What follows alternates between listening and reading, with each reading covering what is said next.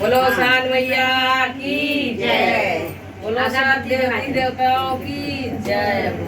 सेनूर टीका अगरबत्ती जला टिकली लगाए थे और सबकी सो पहले सब सेनूर माता रानी के लगाए के सबकी दर से लगाओ सबको मांगे सास सुहागिन की तो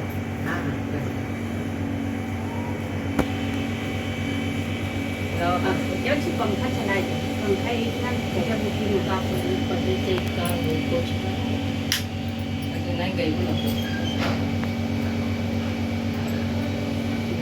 पहले कोच भरा के चौके की गई।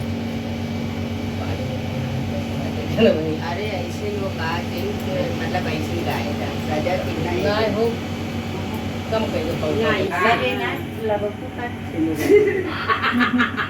अब आजू के दिन जब देखे सेनू टीके में येंगू लगा के औरे के नीचे दोनों ना हां हम हो कही देता थी लेकिन के मानती नहीं तो लगाए थे आई से नहीं देखा मुझे नहीं ऐसा जमन बात हुआ तो पूजा में जाए तो कहो येंगू लगा के ना जाए हां येनो सेनू दोनों ना साथ हां हम तो काल का लगाए रहे तो काल है लगाया आप तो ना लगाया।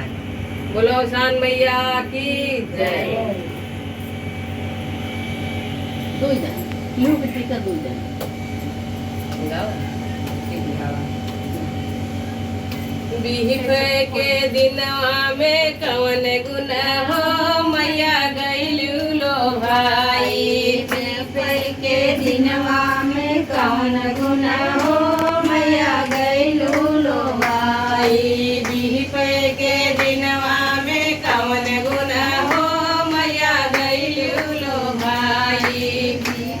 के दिनवा में कौन गुण हो मैया गइलू लो भाई।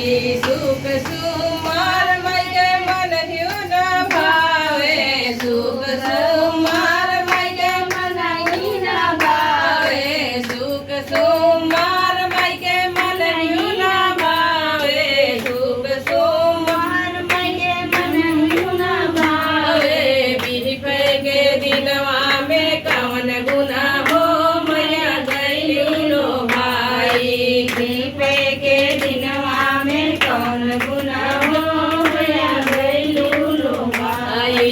बिहिप के दिनवा में कौन गुना हो मैया गइलू लो भाई। बिहिप के दिनवा में कौन गुना हो मैया गइलू लो भाई। छोटी सी कन्या माँ के मन ही न भावे छोटी सी कन्या माँ के मन ही न भावे छोटी सी